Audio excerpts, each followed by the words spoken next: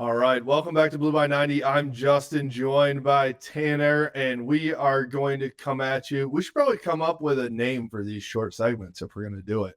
But we're going to do another quick hitter for you.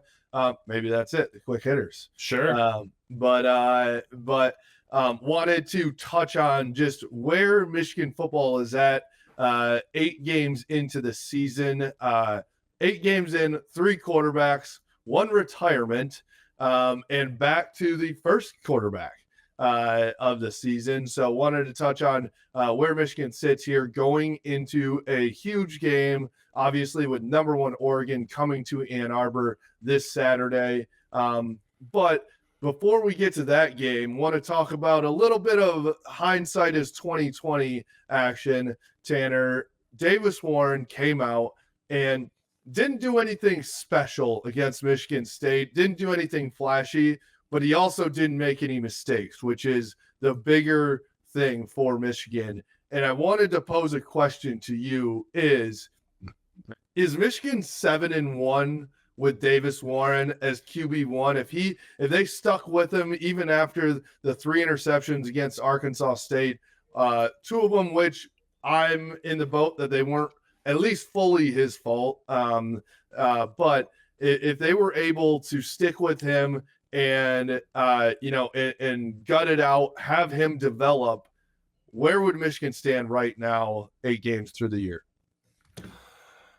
Yeah, I mean, I feel like you kind of have to project out and you kind of have to hypothesize what he might have looked like, with more and more reps, being in practice or, in the games. Maybe. But I think when you look at the Washington and the Illinois games, obviously Michigan gets a win with Alex Orji starting against USC and Minnesota. Ugly win, though. Right. Ugly win. Right. But, winning ugly is much better than losing pretty. Agreed. Some schools around the country lose pretty and they have moral victories. But I don't know, man. It's, we talked about this off air at the podcast, a couple Hail IPAs going down, maybe skewed our perception on things when we have those conversations, but just kind of sitting here, no Hail IPAs, unfortunately, have gone down, or Sun Cruisers, truly. Shout out to them. But no, maybe, because you look at the Washington game, offense is extremely stagnant. Tuttle comes in, they move the ball immediately, score with it the long Donovan touchdown. Tuttle takes them down and gets them 3 before half, and then they have the touchdown in the third quarter where they go up 17-14, and then you have kind of the backbreakers. Michigan gets an interception from Ernest Hausman, and then Tuttle gives it right back on a fumble, and then late in the game, down 7, he tries to force it to Colson Loveland, throws a pick underneath, probably needs to get that ball out a little bit further.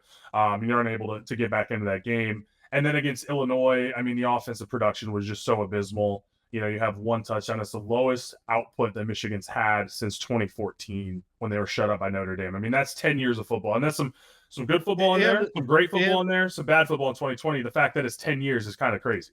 And also in that Illinois game, too, for the first time really all year, the defense stepped up in the second half. I believe it was only 74 yards or something like that they gave up in the second half. And they really didn't allow Illinois to move the ball at all. A lot of 3 and outs, a lot of forced punts and turnovers on downs. And so for Michigan, I mean, really, I don't think you would have needed Davis Warren to be anything special, right? I think you just needed somebody to go in, be able to move the offense, move the ball, dink and dunk down the field, hit Colston Loveland a few times, right? And that's everything he did against Michigan State. And, I think that Illinois is a better football team than Michigan State for sure. But, I think it's also, you're looking at that Illinois game, you're looking at the Washington game, very winnable football games, right? And Absolutely. If you don't turn the ball over, which for the first time all season, it was 0 turnovers, 0 penalties for Michigan against Michigan State. I think that Davis Warren just brings in a calm, cool, and collective feeling. I know that, in that 17-0 run against Washington, when Jack Tuttle did come into the game, you felt like they had a spark, but then it was immediately negated by the turnovers. And so I know that we're biased by this is recency bias for, based off the Michigan State game, compared to what we saw earlier this season from Davis Warren too. But you just think, one of my things was, you look at what Aiden Childs was for Michigan State in the first few weeks, and it was a struggle. Single-handedly, lost them the game against Boston College, right? In turnovers. And obviously he had a costly turnover against Michigan on Saturday too, but he has progressed so much because he's been able to get reps. They've stuck with him. He's been able to, see what's going on the field, process it. The game slows down for you. And Davis Warren, with the lack of experience, needed that, in my opinion, right? And so for a guy in a can't lose game against Michigan State, came out very calm, very collected, and was able to really make a big impact on Michigan's offense. And that doesn't mean he's throwing for 250, 300 yards. It just means that he's doing what they're asking him to do. And honestly, one thing that I wanted to point out that Davis had to deal with was Kalel Mullings with 14 rushes for 18 yards, right? Like, for him to do this, I know Orji came in and helped out a lot. There's no doubt about that. But for him to do this without Kalel Mullings going off in what he's done every single week was even more impressive.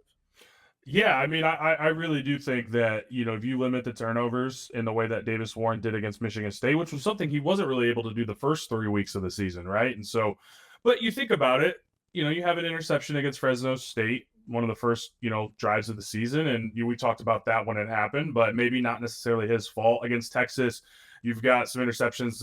One was tipped. One was maybe not on the same page with his receiver. Arkansas State, he has the 3 interception game. And you think you bench him the rest of the way and then, let him get back out there and see what you've got. I understand USC was a must-win game at that time. And thankfully they got the win. But the way that they utilized Alex Orji as the starter kind of pales in comparison to how they use him as a kind of guy that comes in every so often, because I thought the Alex Orji package on Saturday was phenomenal. So if you have the Davis Warren from Saturday against Michigan State, where he's not turning it over, he's making throws, right? He's got some nice completions. He's rolling out. He hit Kendrick Bell on a really nice throw across the field when he was scrambling to his right. He had another throw where he hit Samaj rolling out. He had to throw the flea flicker, which was really nice to Loveland. I was just about to say that. Dude, that was a dart. They were not fooled by the flea flicker, and that was a phenomenal throw from Davis. I think Davis certainly has the most arm talent of the guys that we've seen so far. So if you have that version of Davis Warren and that version of Alex Orji coming in to run the ball, I think Michigan is probably 7-1, right? But hindsight is 20/20. It's tough to say. But, the one thing I will say about, Sharon, and he's a first-time head coach, right? First time being the head guy in the program, because even when he coached last year, Jim was still there for 6 out of 7 days during the week. So these are things that you learn. And what the fans want and what we want is not always the correct response. Correct. And so maybe you've got to stick with your gut. We were clamoring to see Alex Orji because, he's athletic, he's a freak, and maybe he can figure out the passing. Well, we're not in the practices, right? And so when you see that every day as the head coach, you got to go with what you had coming out. Again, hindsight, it's easy to say that now coming off the win against Michigan State, but he's a guy that hasn't played a ton of football in his career, right? As far as playing at Michigan, he's been here for 4 years, obviously all the reps throughout the spring and fall camps and all those sorts of things. But as a guy that, had his senior season ended by COVID, we obviously know his backstory with losing out on some time when he was in hose school due to an illness. So yeah, it's going to make sense that he's not fully prepared, but that's what you work through, and you get him to a point where, hey, if he started those 2 or 3 games, then maybe he's a guy right now where we're sitting, hey, this Davis can play. Like we all think Davis can play. So I think you just kind of got to take the lumps and take the good with the bad. But on Saturday, there was a lot more good than bad. There were some things that you saw that you're like, first drive hit Colston on the crosser. But I thought ultimately he made good decisions with the football. He was smart. He did not throw anything that was, I don't think any throw that he had made me like squirm or anything, so didn't really put the ball in harm's way. And, a little bit more athletic than maybe I remembered. He's scrambling, he's making throws. So, yeah. I agree. I think you feel confident with Davis Warren going the rest of the way. Now, I don't know necessarily if that means they're going to win football games because, like we said, number one Oregon's coming to town. That's more of a test for the offensive line than anything, in my opinion. And then obviously on the defense as well, you have to play Indiana at Indiana, which is going to be their biggest home game, in a long time, right? And they're playing really good football for the first time, in their history of their program, really. Right. And then obviously you have to go to Columbus as well. So it's going to be tough sledding in these last 4 games. But I think you have to, like I said, you have to allow him to build on what he's done. Like you said, there were a lot of good things, a couple bad things on Saturday, right? So go to the film room, study it up, get better. And then hopefully you can get Kalel Mullings to work in there as well, because, I don't think that you're going to win many games if Kalel Mullings has 18 yards rushing, right? Right. And I'm with you. I do like how they used Alex Orji in there as well. It feels like right now everyone's said, all right, these are our roles and we're going to stick with it. We're going to do our job. I like the Bill Belichick idea of do your job. Don't try to do more. Don't try to do less. Just do your job. Feels like they know what everyone's job is right now and they're going with it. So I really like that. And I want to believe in what they can do here. Now, I don't think that Michigan State is a great football team right now, but they're well coached in my opinion. So I think that's a good win, and you get some confidence in your offense. You get some confidence in your quarterback moving forward, and we can see what happens there. So I think it's, again, hindsight's 2020, but you have to imagine that Sherrone Moore and Kirk Campbell are sitting here like, damn, where could we be? Could we be in the CFP picture still right now with a chance to beat the number one team in the nation? And could you have been a long way, a long way from where you were after week 3 with Davis Warren with his progression? Yeah, no, I think that's kind of the unknown, right? And you can't go back and change it. You just have to roll with what you got and hope that it can be enough to, get a couple more wins on the season, get to 7 or 8 wins. I mean, that would be a couple upsets thrown in there, but this team certainly has enough talent to be able to do so. It's just, can they, rely on Davis and his arm to be able to make some of those big time throws you need to win games against teams like Oregon and Ohio State and now Indiana, which is kind of weird to say. But shout out Kurt Signetti getting after it. He wins.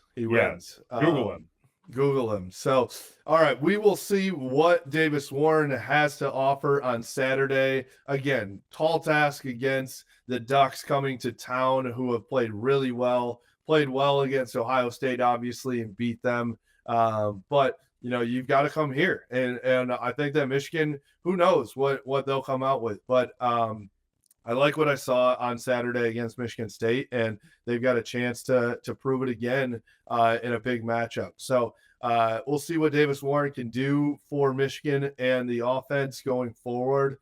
For us, you can follow us at Blue by 90 on Twitter, Instagram, Facebook, at Blue by 90 Podcast on YouTube, and blueby90.com. We appreciate you. Go Blue. Go Blue.